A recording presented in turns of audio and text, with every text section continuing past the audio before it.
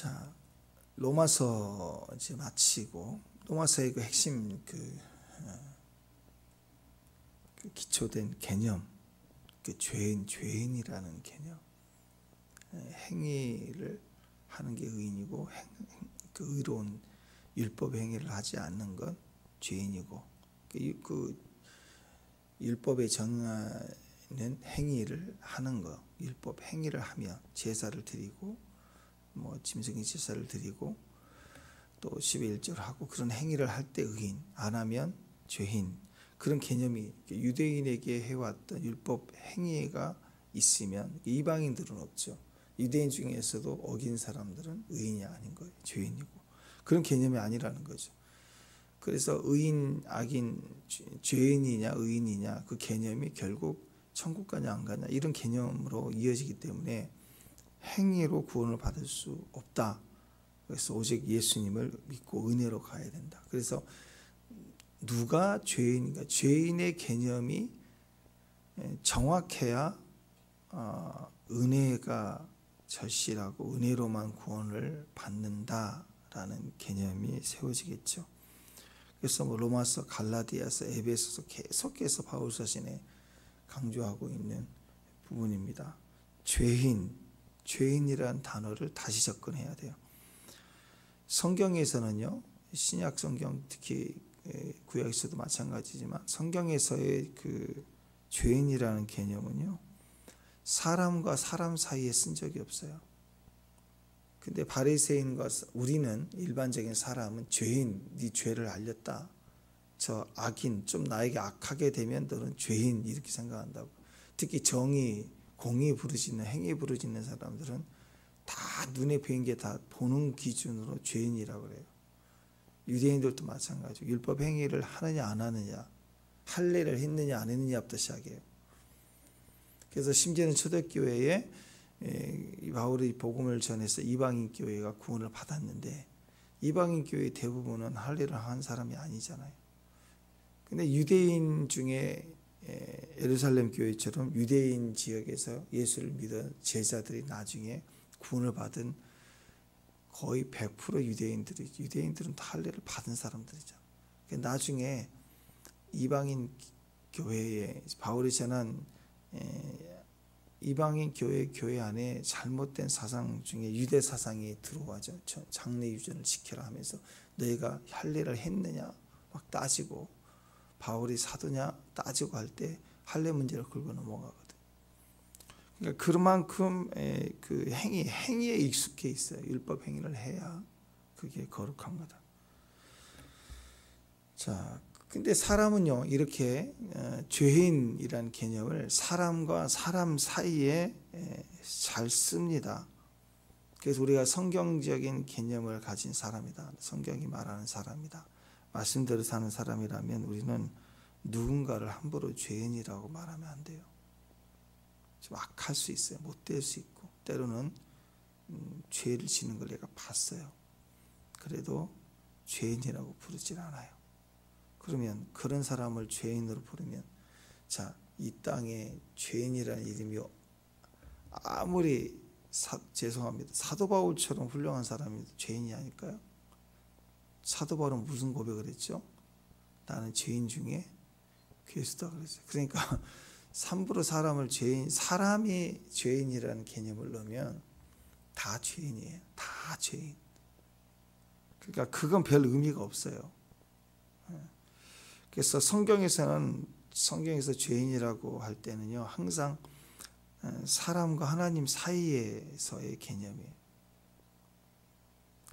그래서 하나님과 우리 사이가 또 문제가 생겼다. 그건 무슨 문제? 최초의 아담이 보시기에 좋았더라. 모든 동산, 천지 만물 다 창조해 보시기에 좋았더라. 토부. 아담도 만들었을 때 얼마나 좋았어요. 근데 첫 번째 문제가 하나 생겼죠. 선악과 때문에. 그걸 뭐라고 그래? 그걸 죄라고 그래. 죄. 하나님과 우리 사이가 단절됐다. 죄 때문이죠. 그래서 하나님과 단절된 존재, 하나님과 단절된 사람, 그게 죄인이에요. 그게 죄인. 자, 이렇게 단절된 인간이 하나님께 나아갈 유일한 방법이 뭘까요? 예수님밖에 없어요. 왜냐하면 하나님과 단절된 게 죄고 단절된 상태가 죄인인데 그 죄인이 그 하나님과 단절된 이유가 되는 죄를 스스로 없앨 방법이 없어요. 왜냐하면 죄라는 개념은 다시 얘기하지만 사람과 사람 사이에서 우리가 판단할 만큼 하나님 일이 아니라 사람이 사람을 두고 판단한다는 건 사람의 일이거든요. 죄는 사람의 일이 아니에요. 사람이 해결할 능력이 아니라고요. 그러니까 어떤 행위를 해도 해결이 안 되는 거예요. 이 단절된 상태는 하나님으로 죄로 하나님이 말씀하시기 때문에 하나님과 우리 사이의 죄이기 때문에 사람과 사람의 죄면 사람이 행위를 통하고 노력을 해서 바꿀 수가 있어요. 근데 죄란 개념은 사람이 정의 내리는 게 아니기 때문에 하나님과 우리 사이의 개념이기 때문에 사람이 어떤 일을 해서 이렇게 풀어지고 이렇게 바꿔지고 그럴 수 있는 게 아니라고요. 그래서 인간의 철학, 인간의 노력, 인간의 행위, 거룩, 공로 이걸 아무리 많이 쌓고 쌓아도 단절된 하나님과의 관계를 다시 연결할 수 있는 수가 없어요. 그 유일한 길은 예수님밖에 없어요. 그 예수님의 그 유일한 길이 예수님이다. 그리고 그 유일한 방법이 십자가였다. 예수님 십자가였다. 그러니까 은혜가 여기 나오죠. 은혜. 그러니까 예수님이라는 것은 십자가, 예수님 십자가, 예수님이라는 것은 유일한 길이 되신 예수님, 유일한 방법, 하나님 방법이 십자가. 이게 은혜라는 거죠. 왜냐하면 그러니까 은혜는 뭐예요? 은혜는 오직 하나님 방법으로만 된다. 오직 하나님이 만들어 주시는 길로만 간다. 그게 은혜예요. 예수 믿는 것이 은혜를 내가 은혜인 것을 아는 거고 영접하여 간다. 그 길을 간다. 예수의 길을 간다. 하루하루 날마다 말씀의 길을 간다. 그게 다 은혜라고. 은혜.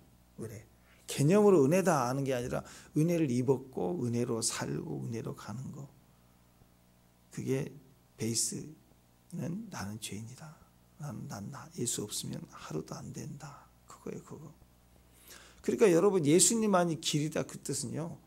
다른 길 없고 예수님만 길이네라는 정의가 아니에요. 우리는 그 길이 예수님인 줄 알아도 갈 수가 없어요. 인간은. 축복합니다. 그러니까 우리는 천사가 나타나서 이렇게 딱 계시해 주면 갈 것 같죠. 그 길이 안 돼요. 왜냐하면 보세요. 세상 사람들에게 예수님이 길이다. 지금 오늘 이 얘기를 아무리 알려줘도 가겠어요? 교회도 안 나오는데 예수님이 은혜라는 걸 알려줘도 안 믿는다고요. 똑같아요. 우리도 이게 천국 가는 게 승리의 길입니다. 천국은 끝났다고 합시다. 사람들은 믿는 자의 불신이에요. 우리 안에도 똑같아요. 믿지 않는 사람에게 예수님 유일한 길이라고, 예수 믿어야 구원받는다고. 안 믿어요. 교회 나오다 안 믿어요. 네가 나한테 잘 보이면 한번 나가줄게. 뭐 그런 개념이라고. 지옥 갈 놈이. 똑같아요. 우리도 예수님 믿고 구원 받았다고 하는데 뭐하고 되냐? 이렇게 해야 승리하게 됩니다. 이렇게 해야 우리 삶 속에 하나님의 영광이 드러나요. 믿음으로 이렇게 가야 돼요. 아무리 알려줘 이게 은혜의 길이에요. 내가 할 길이 아니라. 길도 알려줘도요. 갈 힘이 없어요. 거기다 갖다 놔도 안 움직여요. 뒤만 돌아보고 있지. 그게 인간이에요. 그러니까 은혜라고 하는 것은, 은혜의 길을 간다는 것은 시작도 주님이 만드신 길이지만 그 길을 가는 오늘 하루도 은혜 없이는 안 되는 거예요. 그래서 여러분이 지금까지 20년, 30년, 그러니까 신앙생활 어렸을 때부터 쭉 하고 계시다는 건 굉장한 은혜를 많이 받은 거예요. 나이 수만큼 받은 거예요. 그러니까 오늘은 이제 연장자가 제일 기분 좋은 날. 왜냐면 내가 제일 은혜 많이 받은 게 뭐, 나 엄청 은혜 받은 사람이 오늘은. 어쩔 수 없어요. 뭐 하루에 10번 은혜를 받는 사람하고 일주일에 한 번 은혜 받는 사람이 있다고 합시다. 그래도 하루에 10번, 100번 은혜 받는 사람이 있고 하루에 한 번 은혜 받는 사람이 있다고 그래도요. 100번 은혜 받은 사람이 10년째고 또 하루에 한 번 은혜 받는 사람이 지금 70년째다 그러면 훨씬 더 많이 받은 거 아니지. 그러니까 일단은 나이 신앙생활 많이 들고 오늘 그러면 목이 힘줘도 돼요. 은혜 많이 받았어. 왜? 은혜를 하루도 안 되는 사람들 우리는.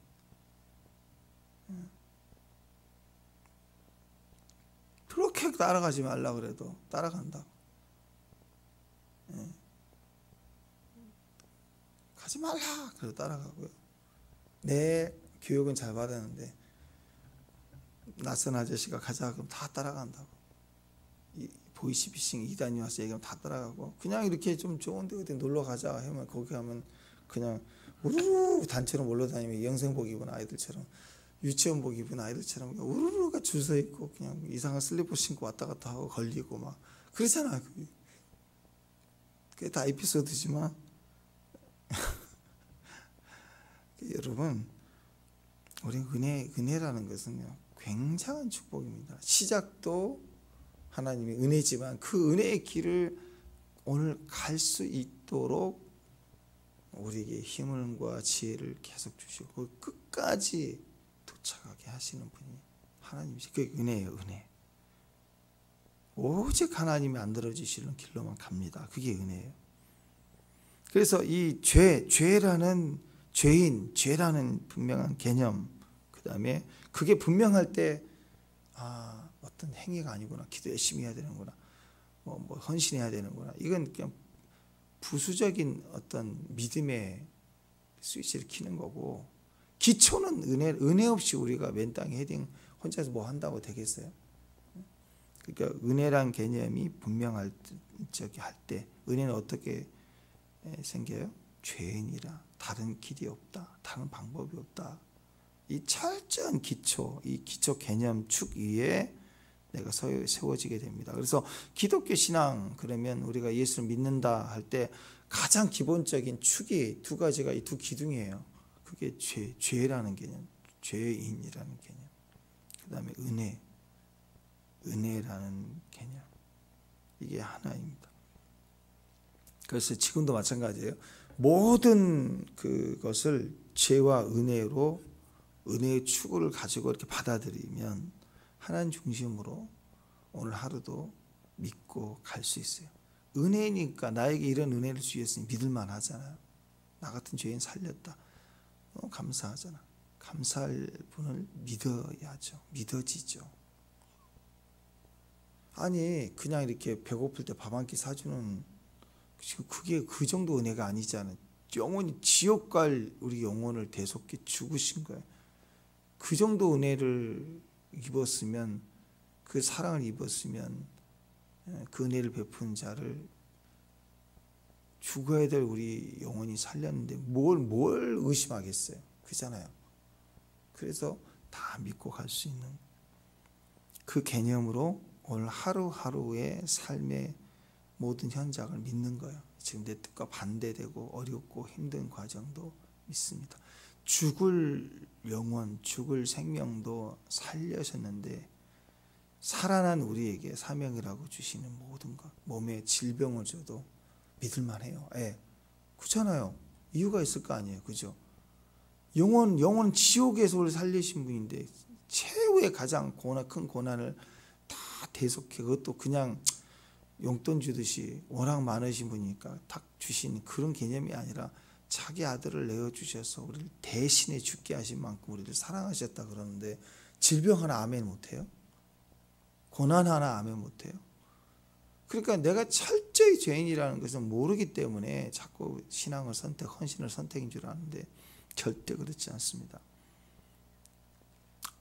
죄라는 정확한 우리 존재의 상태를 알고 방법이 없고 지옥임을 알 때, 두려움과 무서움 가운데 있을 때, 마치 우리 요즘 잘 얘기했잖아요. 내일이면 사형당하는 사형수의 입장일 때, 죄로 분명한 죄로 사형 선고를 받고 기다리고 있고, 그리고 우리는 내일이면 사형당하는 걸 알 때, 오늘 하루란 시간에 뭐 다이아 반지 사주고 명품 옷을 입고 햄버거를 막 10개를 먹고 그게 행복할 일이냐고요. 절대 아니에요. 죽음 앞에서는요 아무것도 아닌 거예요. 그래서 여러분, 이 죄라는 개념 절대 행할, 우리가 벗어날 방법이 없다. 근데 은혜로 하나님이라도 사실은 우리를 구원시켜 줄 방법이 없어요. 왜냐하면 그분은 공의 하나님이기 때문에 죄를 그냥 없애줄게, 그냥 지어줄게, 그럴 수가 없어요. 공의 하나님이잖아요. 사탄이 정죄할 거 아니에요.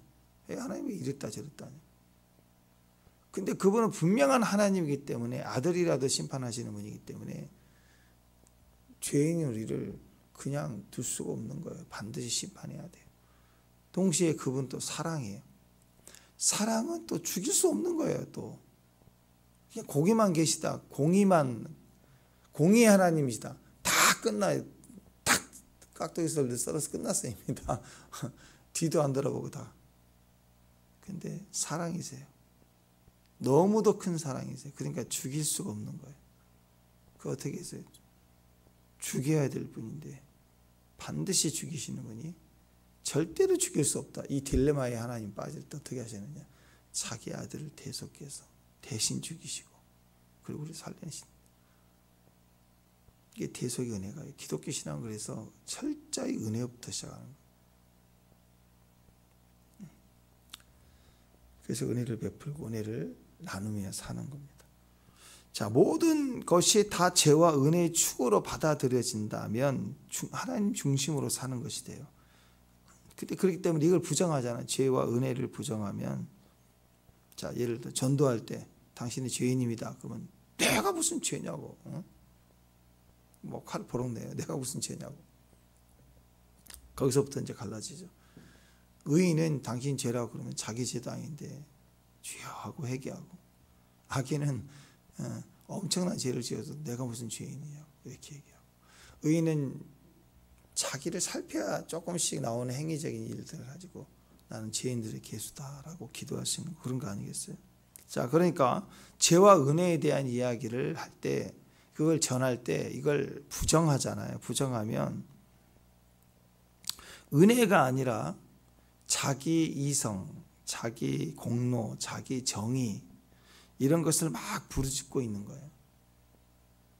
당신 죄인입니다. 그러면 내가 무슨 죄인이냐고, 저놈은 더 나쁜 놈 아니냐고, 이런 거예요. 잣대를 딱 들이대니까 이성으로 생각해보고 자기 공로, 살아온 것, 넘이 살아가는 것, 저런 사람들, 이렇게 그걸 뭐예요? 전부 이건 공의, 정의, 이런 걸로 사는 사람들이기 때문에 그런 거예요. 성경은요, 이런 이성주의, 지성주의, 합리주의, 인본주의, 정의실현, 자아실현, 차별금지, 그런 거 아니에요. 이런 것을 가치로 여기며 사는 사람들이 아니에요. 교회는 오직 예수밖에 없어요. 근데 이런 걸 주장하는 사람들 되게 지성주의죠. 똑똑하고 사이다 발언도 해주고, 그리고 삶의 현장에서도 이성적으로 뛰어나기 때문에, 그런 노력을 해왔기 때문에 우리가 어려운 일을 당하는 사회적 구조 속에서도 대변해 주는 것 같고 힘을 가진 것처럼 보일 때 좋아 보이잖아요. 근데 그런 사람들은요, 이성주의, 지성주의, 이런 합리주의를 보면 사람들이 다 똑똑해 보여요. 되게 똑똑해 보이거든. 근데 기도, 예배, 선교, 그 얘기 딱 듣는 순간 좀 둔해 보이잖아요. 아니, 새벽에 막 뛰어나가요. 막 어디 가세요? 아, 조금 더 일찍 출근해서 뭔가 하려고 저는 규칙적으로 일찍 가는 거라고. 대단하시네요. 막 가방 들고 열심히 일을 하고 새벽부터, 새벽 첫차 버스 타고 막 기다려. 예전에 그 취재하는 게 있더라고요. 새벽 첫 차 타는 분들만 취재하는 뭐 그런 인터뷰하는 것도 봤는데, 열심히 사신 분들이 열심히, 그죠? 그러면 잘 살고 못 살고를 떠나서 부지런해 보이고 똑똑해 보이고 살아있는 사람 같고 그러잖아. 근데 새벽 기도 간다 그러면 좀 덜 떨어진 것 같기도 하고, 사회적인 약자 같고 갈 데가 없는 사람 같고 그렇게 비춰진다고 세상 사람들은. 거기다가 조금 눈빛이 좀 강해 보인다, 조금 말이 안 통한다, 예수밖에 없다, 무슨 말만 하면 아버지 이런 말을 혼자 하고 있고 그러면 완전 광신자네, 또라이네, 사차원이네, 이렇게 생각한다고. 세상은 똑똑하다, 그런 게 아니라 상종하지 말자, 이렇게 본다고. 광신작과다, 독하다, 이렇게 본다고요. 왜 그럴까? 은혜로 가지 않으면. 어떻게? 죄인임을 알지 못하는 건 다 은혜로 가지 못해요. 우리가 교회 안에서도 내가 철저히 죄라는 각성에서 은혜로 가지 않으면 어떻게 생각하느냐? 죄를 볼 때 은혜로 안 가고 죄를 볼 때 정죄로 가요. 왜 그것도 못하냐? 왜 저렇게 살지? 심지어는 왜 저렇게 기도를 저렇게 안 하냐? 왜 저렇게 말씀을 안 보지? 왜 저렇게 신앙생활을 하지? 이것도 다 행위로 가는 거예요.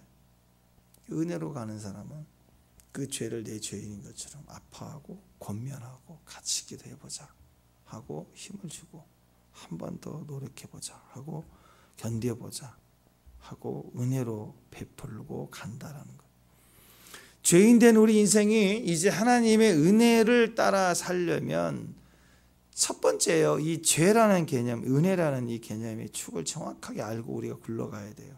하나님의 말씀이 증거돼야 돼요. 말씀을 들어야 돼요. 그러니까 이렇게 은혜를 주세요, 은혜로 살기를 원합니다 하고 이렇게 앉아서 막 기도만 하고 있으면 안 됩니다. 중보기도, 영적 전쟁, 그게 중요한데요. 중요하지만 영적 전쟁, 중보기도만 하면 되는 게 아니라고요. 그러면 교회는 기도만 하고 있어야죠. 물론 기도의 집, 만민을 위해서 기도하는 집이다 그러는데 교회는 기도만 하는 건가요? 교회는 사명이에요. 사명은 기도가 사명이 아니에요. 기도는 약하기 때문에 약함을 의지하고 약속을 믿기 때문에 하는 게 기도고, 그건 지금 천국 백성도 해요. 천국에 있는 우리 믿음의 선배들도 다 이 땅에 사명 마치고 올라가서 하는 게 지금 중보기도예요. 지금 찬양하고 예배에 참여하는 거, 거기도 하고 여기도 하고. 그러면 거기서 한 게 낫겠어요? 여기서 한 게 낫겠어요? 거기서 한 게 훨씬 낫죠. 그 영광 속에서 예배 드리는 거. 근데 거기서 못하는 게 이 땅에서 하라고 주신 사명 아니에요. 뭐예요? 전도예요. 전도, 복음 전하, 말씀 전하는 거. 그러니까 지금 우리는 중보기도하고 이 땅에서 연약함을 기도하고 약속을 믿기 때문에 믿고, 내 눈에 보이는 것 때문에 두려우면 보이지 않는 것을 믿게 해달라고 믿고, 믿음을 발휘하고 계속 흘러가지만 결국 가서 우리는 죄와 은혜를 나누어야 돼요. 전해야 되는 거예요. 반드시.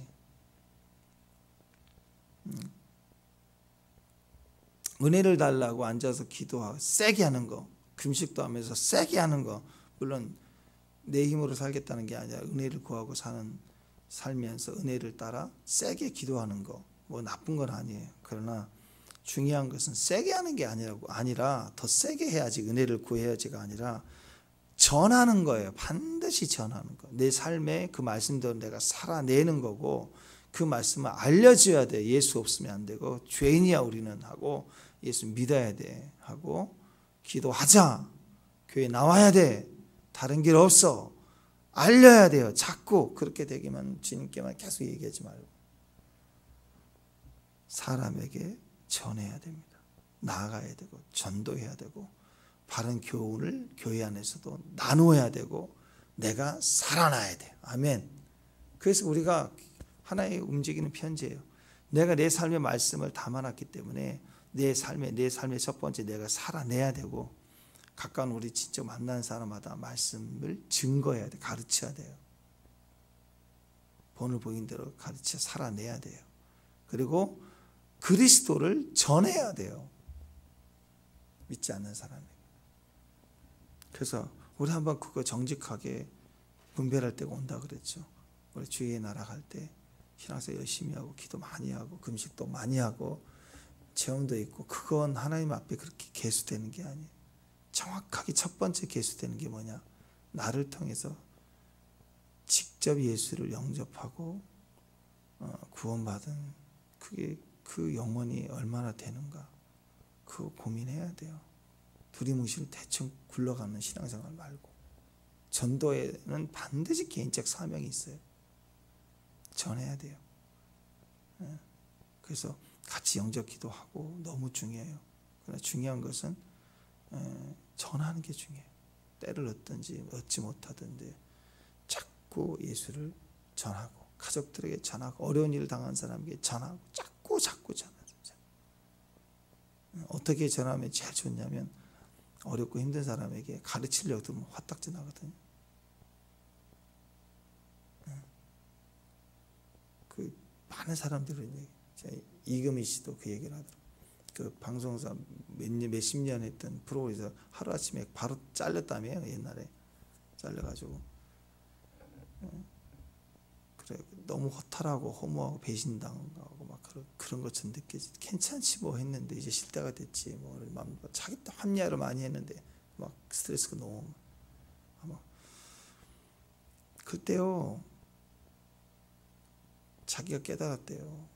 자기는 그렇게 많은 사람들을 잘 가르치고 잘 돕고 같이 있고 늘 본래 그분 성격이 어떤지는 모르지만 그래도 많이 살찐 거 보니까 후덕하게 뭐 그렇게 말도 잘하고 그런 거 보니까 덕이 있어 보이긴 해요. 몰라 개인적으로는 뭐 어떤지 모르지만 자기 나름대로는 그렇게 잘했다고 생각했는데 자기가 그렇게 어려움을 당해 보니까 말할 수 없는 큰 어려움을 딱 당하니까 자기도 그런 실수를 많이 했구나라는 생각이 들었던 게 뭐냐, 자꾸 욥처럼 와가지고 깐죽거리는 사람들 많더라는 거예요. 이렇게 해봐 저렇게 해봐. 그 방법을 몰라요. 다 알아요. 우리가 환난 당한 사람도 다 방법을 안다고요. 머리를 모르는 게 아니에요. 근데 자꾸 방법을 가르쳐 주려는 사람, 거기다 또 충고까지 해주는 사람 너무 많더라는 거죠. 그때 힘이 되는 사람은 무조건 좀 보자, 보기 찾아오고 피아도 찾아오고, 그래서 아무것도 안 보. 너 왜 그러니, 왜 뭐 속상하니, 뭐 그것도 위로해 준다고 얼마나 속상해 하면서 또 자기에게 다른 사람 말고 그냥 와서 아무 얘기 없이 그냥 너 뭐 먹고 싶니, 그냥 먹는 거 잠깐 같이 나누고 그냥 가는 사람, 그냥 함께만 있어주는 사람, 그게 제일 큰 힘이 되더라고요. 맞다고 생각해요. 공감이. 욥의 친구들 와가지고 자꾸 깐죽거리잖아. 하나님 얘기 들고. 우리는 또 신앙 얘기하면서 깐죽거릴 거 아니에요. 그거 아픔이라는 것을 공감하기는. 왜 그래요? 우리가 같이 잘하지 못해서 그래요. 개인주의라고. 다시 얘기합니다. 애들은 어렸을 때 바글바글 걸려야 돼요.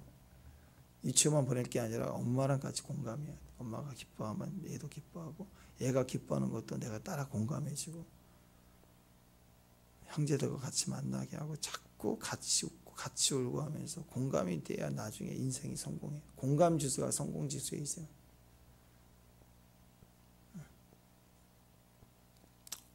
옛날 우리식 공부 1등은 암송을 해갖고 쓰는 거 있잖아요.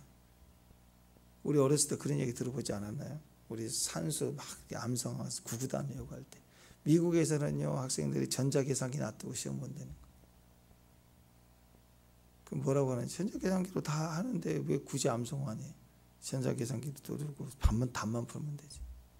어리석다 바보다 생각을 해서. 실제로 우리 요즘에는 다 카드로 다 하지만, 사실 우리가 어렸을 때 기억해, 문구점 갔을 때 몇백 원 몇 번 얼마 주세요 그럼 다 우리도 계산하고 주인도 알고 얼마 하잖아요. 미국 사람들은 계산기 두드려서 몇백 원, 1,000원, 1,200원짜리 10,000원 주면 계산기 두드려서 준다고요. 계산 안 해, 훈련이 안 돼서. 근데 생각해 보면 그게 맞는 거예요.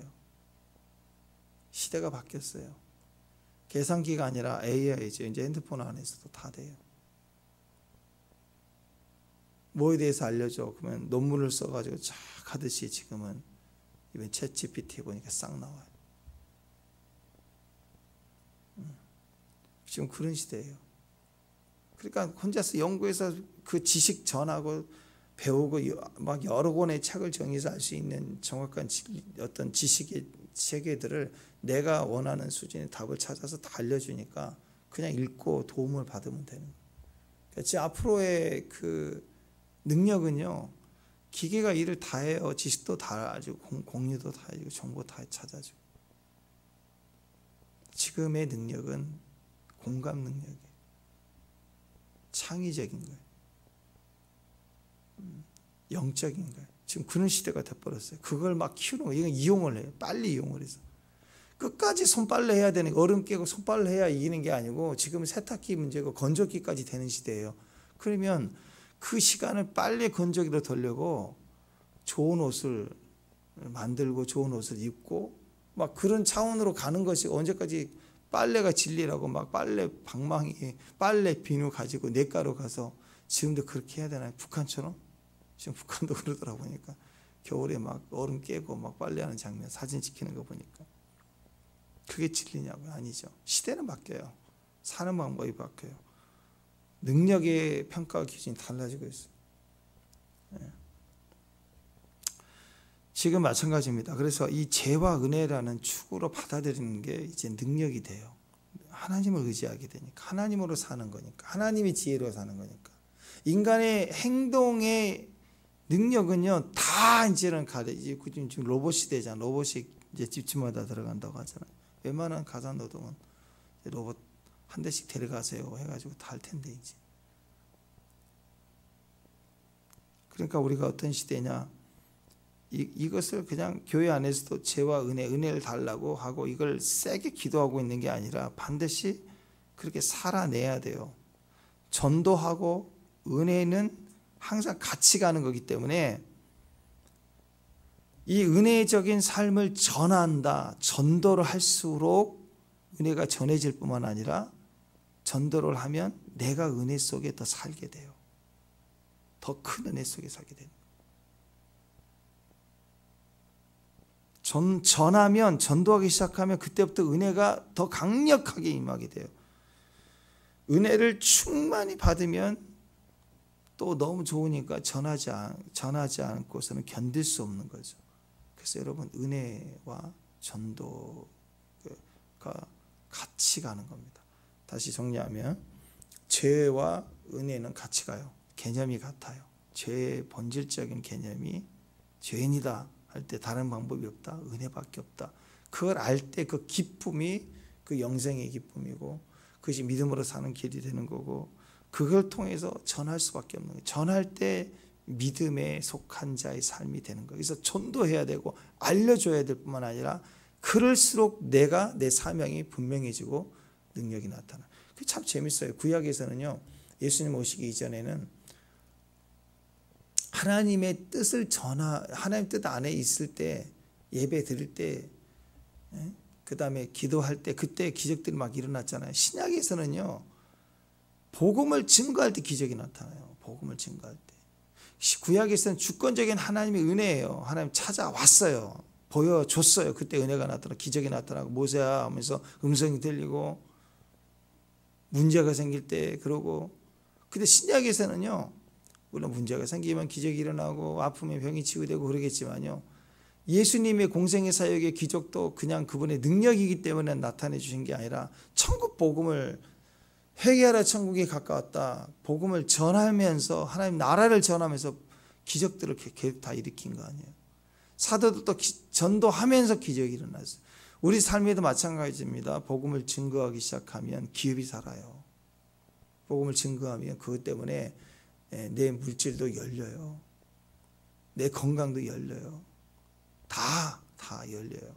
전도가 사명인 거예요. 복음을 증거할 때 의사가 안 된다고 하는, 되는 것은 은혜가 아니죠. 능력이죠. 약의 능력이고 수술의 능력이죠. 안 된다고 하는 것이 되는 일이나 은혜로. 그럼 그 은혜가 어떻게 임하느냐? 전도하니까 은혜가 더 임해요. 그래서 사명으로 가는 사람들은 그 벽을 항상 넘게 돼 있어요. 제일 수치가 높아요. 그래서 아플 때 낫게 달라고 엎드려 맨날 기도보고 있는 것보다, 기도도 하지만 의지도 하지만 자기 아픈 현장에 있는 사람들조차부터 시작해서 계속 전하는 거예요. 계속 전하고 말씀대로 살고. 그게 기적이 일어나는 패턴이라고. 씨를 뿌리면 거두게 되는 것처럼 씨를 뿌리는 것이 전도고 복음 증거잖아요. 반드시 결실하면 뿌려 넣으면 주실 때가 되면 다 결실하게 돼 있어요. 그게 축복입니다. 바울에게 있어서 제일 첫 번째 아들이 누구예요? 제일 확실한 큰 아들, 에이스, 디모데잖아요. 디모데. 성경에는요, 고린도전서, 디모데후서 계속해서 내 아들 디모데 아들이라는 표현을 4번 이상 계속 나와요. 아들. 근데 고린도전서 16장에 보면은요, 교회 안에 골치 아픈 문제를 수습하는 데 있어 디모데를 보냈거든요. 16장이. 근데 수습이 안 되고 디모데가 일을 잘 못했어요. 못한 것보다는 그만큼 셌다고 볼 수 있겠죠. 디모데의 역량을 벗어난 거예요. 그때 누굴 보냈냐면 디도를 보내요. 오늘 나와 있는 디도를 보냅니다. 디모데가 갔던 곳에 대신 디도가 고린도 문제를 수습합니다. 그래서 디도가 간 이후로 고린도 교회가 바뀌었어요. 이 소식을 바울이 듣고 고린도후서 7장에 보면은 너무 기뻐요. 신뢰가 회복됐다고 그러고 너무 즐거워합니다. 그러니까 디도는 이순이고 문명의 사역자라 알려지지 않는, 대세는 디모데예요. 근데 디도는 그 다음 해결사로 보냈는데 오히려 일을 해내고 해결하고 변화를 일으켰던 그런 사람입니다. 중요한 일은 약간 편애하듯이, 바울이 일부러 그랬다고 생각하지 않지만 일단은 주로 누구를 사용했느냐? 디모데를 사용했습니다. 다 디모데에게 일을 맡겼어요. 근데 사람이 완벽할 수 없고 사도 바울 같지 않을 수도 있겠죠. 그럴 때 그 다음을 보낸 사람이 디도인데, 디도를 보내면 일이 해결돼요. 뒤처리 전담 사역자, 뒷간 사역자예요. 뒤처리를 잘해. 자, 어떤 의미인지 알겠죠? 점점 그 일에 충실되고 보이지 않는 뒷일을 다 마무리하고 하라고 하면 해내는 사람. 축복합니다. 아멘. 네. 그러니까 디도 같은 사람이 필요합니다. 마지막 때 드러나 있지 않지만 내가 더 능력 세네, 디모데보다. 근데 왜 디모데만 자꾸 쓰지? 거기에 자기 마음이 1도 없어요. 부르면 해내는 거예요. 다 해도 안 되는 자를 나를 보내네? 그런 마음은 갖지 않아요. 나에게 쓴 은혜를 갚을 시간이 됐구나 하고 뛰어드는 거예요. 사실 고린도 교회만큼 골치 아픈 곳이 없어요. 제일 심란하고 또 이 여러 가지 상업 활동이 활발하고 여러 문화가 막 섞여 있는 그런 부산 같은 그런 느낌일 수 있어요. 그래서 막 부산할 수 있어요. 거기다가 많은 문화, 예술, 똑똑하고 아는 게 많고, 그리고 또 은사까지 많아. 성령의 은사도 많아. 그러니까 다 떴다 봤다가 많으니까 그런 데는 항상 거짓말쟁이 많아요. 말을 섞어서 얘기하고 이것저것 게으르고. 그래서 그곳 사람들의 기본, 그 고린도 사람들은요, 고린도 교회 그 지역인 고린도 지역 사람들의 기본 그 소리가 악한 짐승, 항상 거짓말쟁이, 배만 위하는 게으름뱅이, 뭐 그런 소리를 들었어요. 내일 12절 말씀이 어제. 내일 12절 읽어보세요. 12절 시작.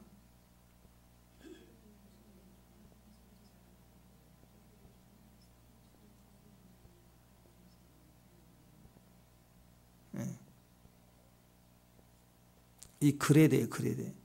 이 그레데 사람이 고린도 같은 지역의 사람들. 그래서 아주 골치 아프고, 근데 바울은 그런 데를 디모데를 안 보내고 또 거기다가 디도를 보내요. 사람들이 이 그레데는요, 어떤 곳이냐면 사람들이 항상 거짓말쟁이, 항상 악한 짐승이야. 배만 위하는 게으름병이야. 그럼 사람들이 그 얘기 하면은 진짜 그러대? 진짜 그쪽 사람들은 다 그러대? 맞아, 그러더라고. 그러대. 뭐 그러는 사람이 그래요. 근데 디도에게 맡겨요. 오늘 5절 보니까 이렇게 합니다. 5절 보니까 내가 너를 그레데에 남겨둔 이유는 남은 일을 정리하라. 네가 해결해라. 맡기면 풀어주는 사람, 맡기면 다 풀어내는 사람. 아멘. 네, 맡기면 풀어내는 사람. 일이 다 끝날 때 문단속만 하고 와, 이 마지막 일을 맡겼는데 이 일을 꼬여 막 화재가 나 있고 막 그러면 다 망치는 거 아니에요, 그죠? 근데 풀다 여기다 매이선 전체가 안 될 것 같으니까 누가 하나 책임자를 맡기고 다른 일을 빨리 치고 나가야 될 상황일 때는 아무나 맡길 수 없죠. 그때 필요한 사람이 디도예요. 디도를 맡겼더니 그 뒷마리를, 그 꼬인 자리를 풀어내는 사람. 그 얼마나 든든하겠어요. 사실은 하나님 나라에서 보면 예수님의 제자들, 예루살렘 교회를 통해서 세웠던 그 교회들보다 이방인 선교를 맡길 수 없는 거예요. 이 꼬인 실을 풀어내는 일은 사도 바울이에요. 또 하나의 사도를 하나님이 세우셨죠. 핍박자를, 폭력자이고 천하의 연병인 별명을 가진 자를 하나님이 쓰시는 거예요. 그를 통해서 주님의 복음을 풀어가기 시작한 거예요. 이방인 선교가. 그래서 예루살렘 교회 중심에서 안디옥 교회 중심으로 옮겨가며 이방을 풀어냈던, 복음을 풀어냈던 사람. 디도에게 맡기면 풀어내는 사람. 다 풀려요. 다 풀려요. 맡기면 풀리는 거. 고린도 교회를 푸는데 디도, 또 이런 그레데 사람들 환경을 풀어내고 맡겨지면 풀어내는 사람. 이런 분들은 간절한 사람들이죠. 그리고 준비되어 있는 사람. 불평이 없고 자원하는 마음이 있는 사람. 하나님이 이런 일을 시킬 때 자원하지 않는, 정말 나는 디모데 위하니까 누구야 대신 네가 가, 이렇게 땜빵으로 보내는 그런 마음이 아니지. 진짜 오히려 진짜 실력으로 믿는 거예요. 그를 친히 또 아들이라고 오늘 부르죠. 어떤 아들이에요? 그러니까 제일 믿음직스럽고 책임감이 있고, 그리고 첫째 아들이지만 둘째 아들도 귀하잖아요. 셋째도 귀하고 다 특성이 있어요. 근데 디도라는 아들의 특징은 항상 전면에 장자로서 세우진 않지만 그러나 문제를 항상 책임감 있게 다 쳐나가며 감당해가는 충성스러운 신하 같은 그런 아들. 소속이 분명한 사람. 이런 디도 같은 일꾼이었다. 디도 같은 일꾼이 마지막 때에 필요하다라는 거죠. 디도의 영성입니다. 5절. 여기에 우리 마음이 좀 두었으면 좋겠어요. 남은 일을 정리하고 내가 명령하는 대로 각 성의 장로를 세우고. 그러니까 디도가 가면 그 어려운 일을 마무리할 뿐만 아니라 디도가 또 다음 명령을 받아갈 때, 떠나올 때 그 자리가 그레데의 온전한 통치가 이루어지기 위해서 거기에 참 지도자들을 세울 줄 아는 사람, 장로를 세우라. 근데 내가 늘 게으른, 내가 뒹굴뒹굴하고 내가 다 하기 싫고, 그리고 돈이나 주면 받아먹고 좋아하고, 그럼 탄간오리 기질이라면 거기 보내놓으면 어떤 사람들을 세우겠어요? 장로들 어떤 사람을 세우겠어요? 비슷하고 형님하고 온 사람들 세울 거 아니야. 돈 좀 주고 술이나 사주고 그러면 그냥 내가 이번에 너 세워줄게 뭐 이런 거 아니에요, 그죠? 그런 비슷비슷한 사람을 세워놓고 올 거 아니에요. 자기 친한 사람 뭐 이런 사람. 근데 디도란 사람의 특징이 그래요. 철저하게 충성돼 있고 굳은 일, 어려운 일, 힘든 일을 줘도 풀어내는 사람이니까, 그런 기질의 사람이니까 거기에 그 지역을 통지하고 나중에 이것을 정리하고 사람을 세울 때 누구를 세우느냐? 자기 기질의 핵심 있는 사람들을 장로들로 세울 수 있는 사람, 세우고 떠나올 수 있는 사람. 그러니까 그렇게 살아낸 사람만이 사람을 알아보죠. 여러분, 어려움을 감수할수록 깊어집니다. 눈이 깊어져요. 분명해지는 거예요. 그래서 그렇게 살아온 디도만이 바울의 사역을 이해하고 그 다음에 거기 현장에 안전장치를 세우는, 오늘 장례를 세우는 일을 충성되게 해낼 수가 있는 거예요. 디모데가 많은 일을 했고 또 나중에 또 이어서 에베소 교회도 맡고 참 역할을 크게 했습니다만, 이 당시에는 디모데의 그 중심이 참 컸지만 아직 연소했던 이유가 여러 가지 성경에 나와 있는데, 그래서 그런지 사람을 세우는 일, 장로를 세우는 일은 오늘 디도를 보냈어요. 그러니까 그렇게 디도라는 사람이 어떻게 살아왔는지를 알 수 있겠죠. 자기도 살아왔고 살아낸 사람이기 때문에 살아낼 사람을 선택해 세울 수 있는 사람, 그 기준을 주기 때문에 행할 수 있는 사람이다.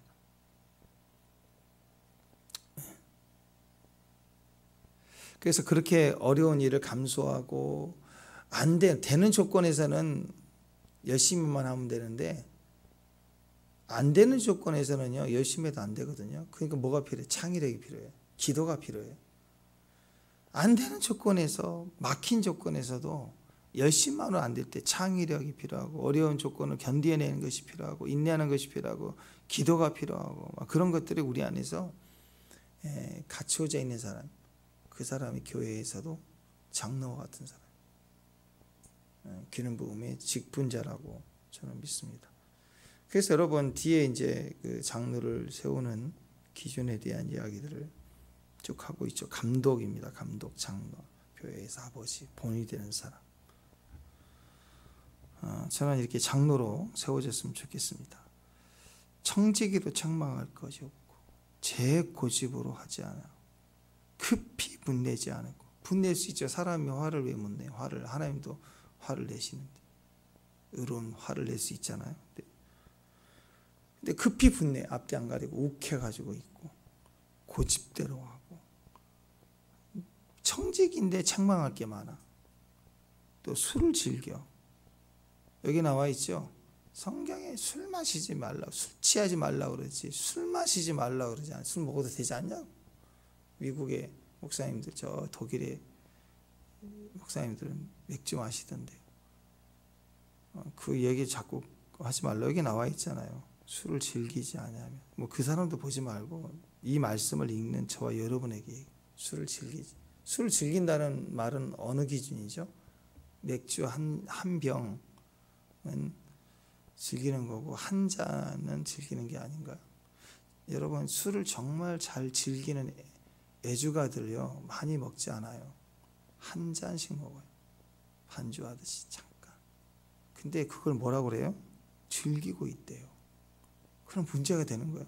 그러면 직분자로 세워서는 안 된대. 자, 보세요. 제가 도박을 해요. 근데 많이 하지 않아요. 어쩌다가 한 번씩 해. 그럼 괜찮나요? 근데 그 도박을 제가 즐기는 사람이에요. 많이 안 해요. 저는 잃어본 적이 없어요. 근데 딱 즐기는 마음이 항상 있어. 그럼 되겠어요? 저는 마약을 막 이렇게 해서 한 사람이 아니에요. 근데 어쩌다 한 번씩 마약을 너무 좋아해. 살짝 몇 그램 모르겠지만 하여튼 얼마 양이었든지 모르지만 하여튼 살짝 즐긴대요.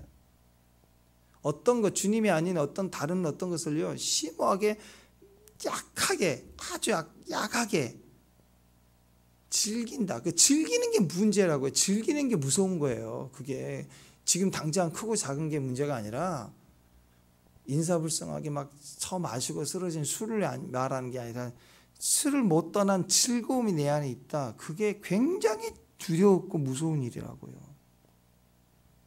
장로로서의 자격을 논할 때 하나님은 여기서 기준을 주고 있잖아요. 나그네를 대접하고 선행을 좋아하고, 그걸 즐기는 거예요. 여기서 좋아한다는 개념이 여기서 즐기는 거예요. 선행을 즐기는 거예요. 선을 베푸는 게 아니라 막 즐거워. 선을 행하는 게 막 너무 즐거워. 막 신중하고 의롭고 거룩하고 들지요. 저는 교회 이런 지도자들이 이렇게 잘 세워졌으면 좋겠습니다. 그 배경은 디도와 같은 영성을 가져야지만이 된다고 믿습니다. 또 책망할 것이 없고 한 아내의 남편이고, 이게 참 왜 이런 말을 썼나 했더니 지금도 한 아내의 남편,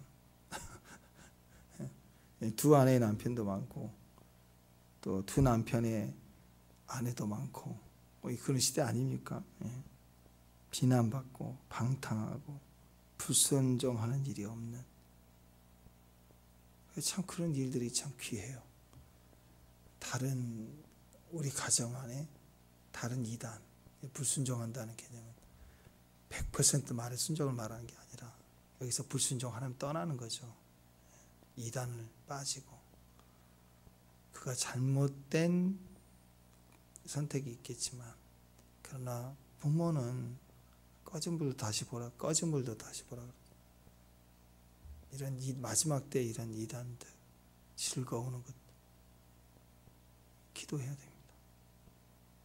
아이들은요 낯선 사람 따라가지 마라. 금방 따라가. 지금도 청년 다 돼도 차 조심해라, 길 조심 해야 돼요. 지금도 얼마나 위험한데 항상 얘기해. 하나님 믿어야 된다.